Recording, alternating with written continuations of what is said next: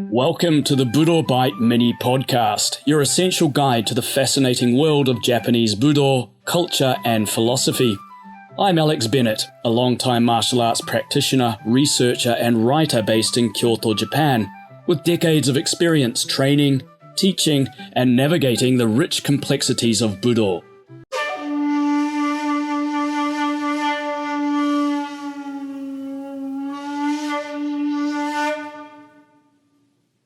Where should I start talking about Musashi? Well, I could have begun with his childhood and birthplace and his career and all that other juicy stuff, but I'll leave that for later episodes. For now, I thought I'd begin by looking at his name. What's in a name? Well, for most of us, it's pretty straightforward. It might seem just a little bit silly, boring to even question what was Musashi's real name. Miyamoto Musashi, of course. Well, yes, that's true, but there's a lot more to it.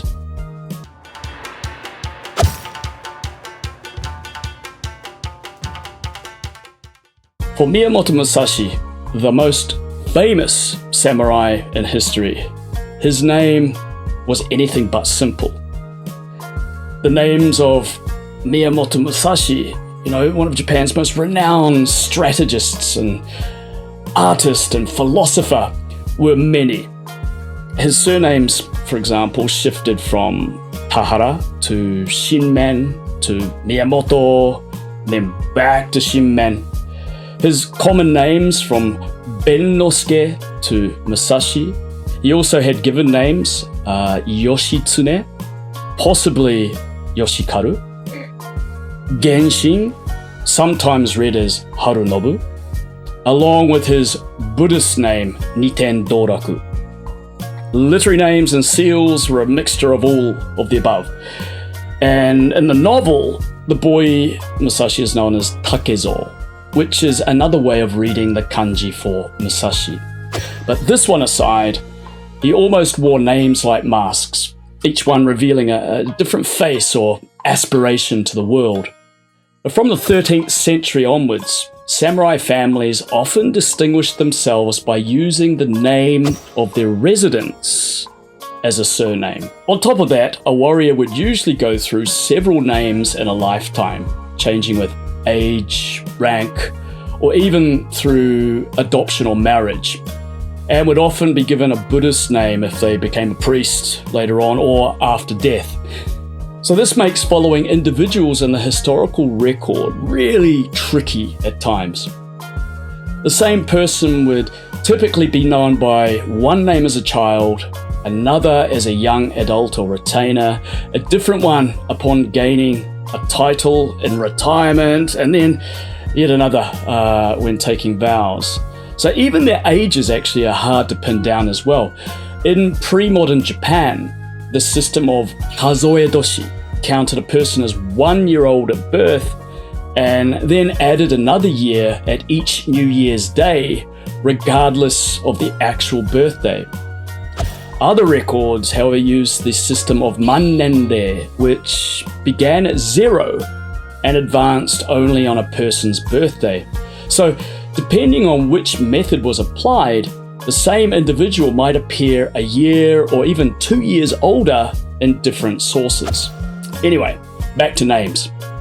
Speaking of famous samurai, I think that most people have heard of Tokugawa Ieyasu, the great unifier who established the Tokugawa shogunate in Edo, that's modern-day Tokyo, in 1603. He went through several names, including Takechiyo in childhood, Matsudaira Motonobu when he was 14, Motoyasu as a young lord when he was 16, and Ieyasu when he was 18. His family name of Matsudaira was changed to Tokugawa when he was around 25. So names could reflect family ties, political ambitions, or honorific titles, and all of this creates a shifting landscape that complicates efforts to get to grips with historical figures in Japan. And of course, Musashi was no exception.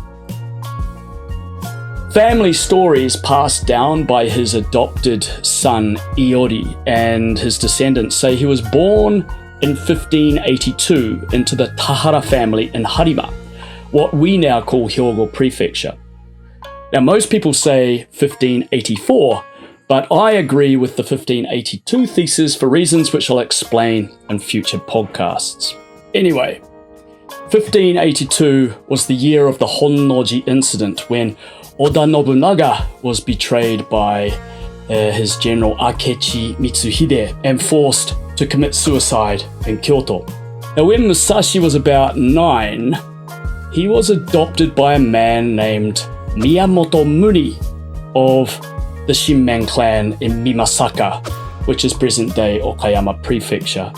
Now, Muni is also known as Munisai, and you'll see both references in books and things about Miyamoto Musashi's life. Now, Miyamoto was the name of the village that Munisai lived in.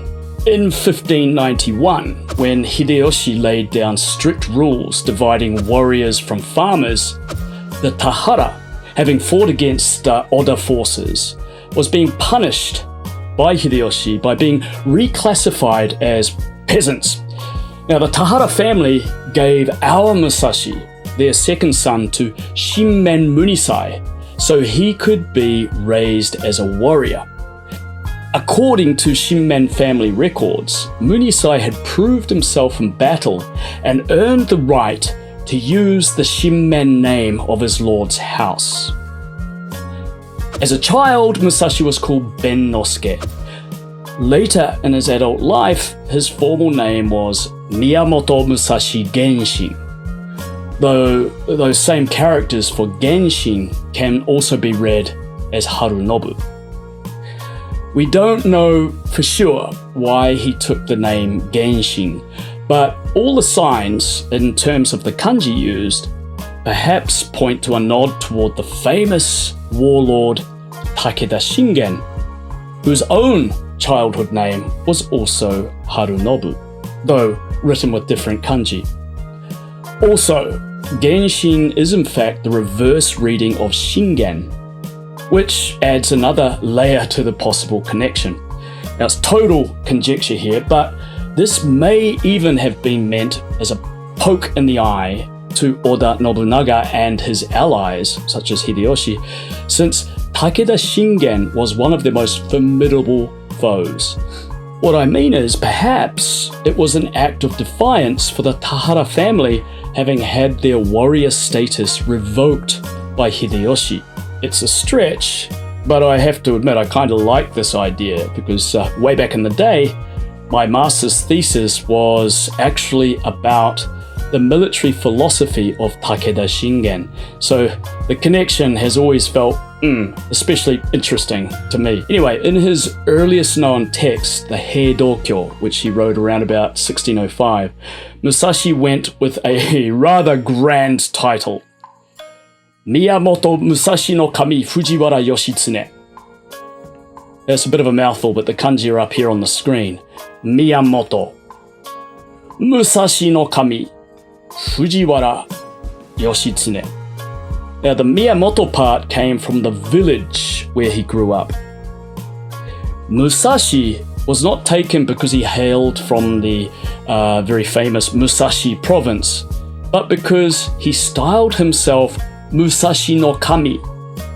Now, traditionally, such titles were supposed to be conferred formally by the imperial court, but in the late Sengoku and early Edo period, it was common for warriors to adopt such titles without official sanction, using like self-appointed honorifics. So in other words, his Musashi wasn't about birthplace, but about emphasizing his stature. Kami was an official post, sort of like governor or superintendent.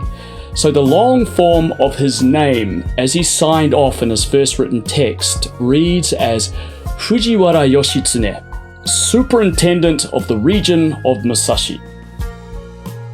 Of course, he never actually held that position, and using Fujiwara highlighted his supposed noble ancestry, as the Shinmen clan traced their bloodline back to that very famous aristocratic house.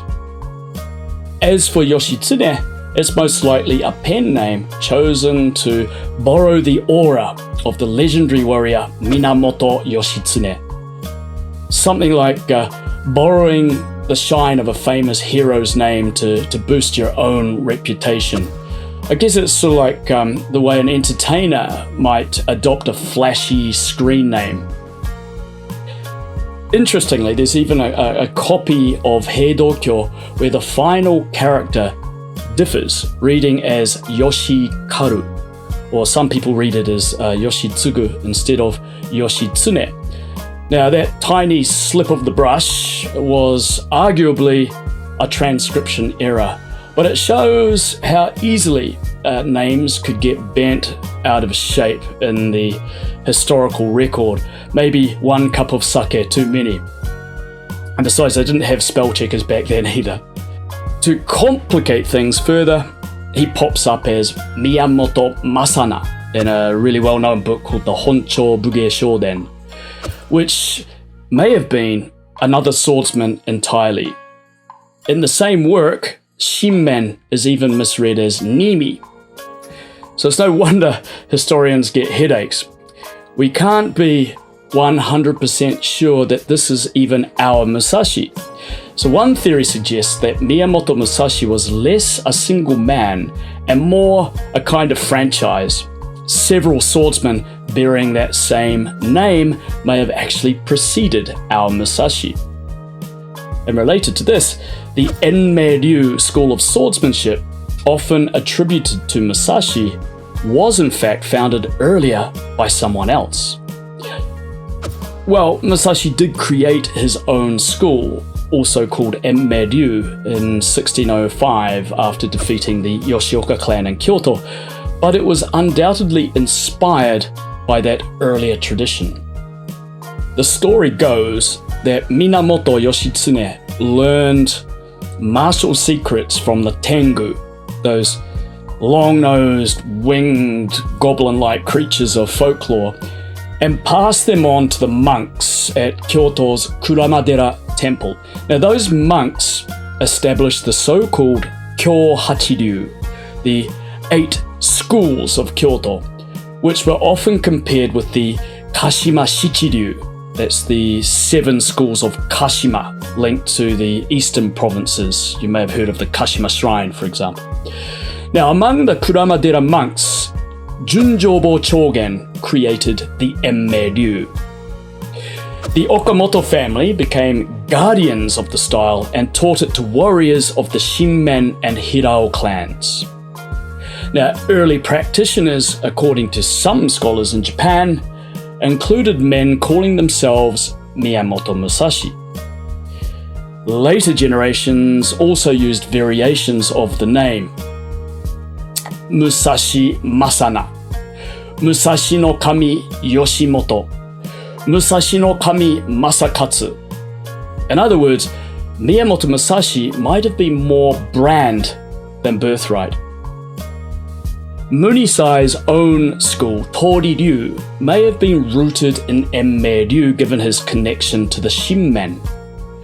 If so, Musashi's earliest training would have been part of that lineage, making his later adoption of the name Miyamoto Musashi and even the title Yoshitsune more understandable when he launched his own school around 1605. In any case, for most of his life, he simply used Miyamoto Musashi when he wrote letters and so forth. But toward the end of his life, from his late 50s, when he penned, or should I say brushed, the Heiho Kakitsuke, the Heiho Sanjugo Kajo, and of course the Gorin no Sho, he began signing off with the surname Shinmen, taken from his adoptive father Munisai. His most famous book, Gorin no Sho, or the Book of Five Rings, which I'm sure you all know, was completed just before his death in 1645. And right at the beginning, he introduces himself as Shinmen Musashi no Kami Fujiwara Genshin. So that's right at the beginning, right at the start in the Earth Scroll. But he signs off on all the other chapters as Shinmen Musashi Genshin. He even said, as one of his final wishes, that any warrior who shows nothing but divine skill in his school, the Niten Ichiryu, after he is gone, is allowed to use the name of Shinman. So it obviously meant a lot, but Musashi is how we usually know him, thank goodness. So much easier. In any case, you'd think we could leave it at that, but oh no. After his death, he is remembered under his Buddhist name, Niten Doraku, which can be translated as two heavens, way of enjoyment, but I think there's more appropriate ways of translating that. So Doraku would be devotion to the way. So it carries connotations of being absorbed in something. So I guess another rendering might be the devotee of the way of the two heavens. So names within names, titles upon titles. It's no wonder that Musashi the man remains so elusive. Whew. So in the end, Musashi's names reveal not just the man, but the shifting world around him. A multifaceted figure. The progression of his name shows him as more than just a swordsman, adopted son, a seeker of mastery in various arts, and someone whose identity evolved through each stage of his life. And his fame today comes as much from fiction, the novels and the manga and the movies, as from fact. So the record of his names reflects both history and imagination. They also mirror his times, his family ties, and even his philosophy. Like the later name Genshin, for example, may suggest a turn towards reflection and some kind of spiritual awakening. I'm sure it had that kind of meaning to him. But today his name is practically synonymous with the archetype of the undefeated swordsman, the lone warrior sage, and the embodiment of the Japanese martial ethos. So to trace his names is to glimpse how history and memory shape each other, and why his figure still refuses to fade from our imagination. In the next episode of the series, I'll turn to what might be called the Musashi industry. It's the ways his image has been repackaged, commercialized, and reinvented across the centuries. So I'll see you next time. Thank you, everybody.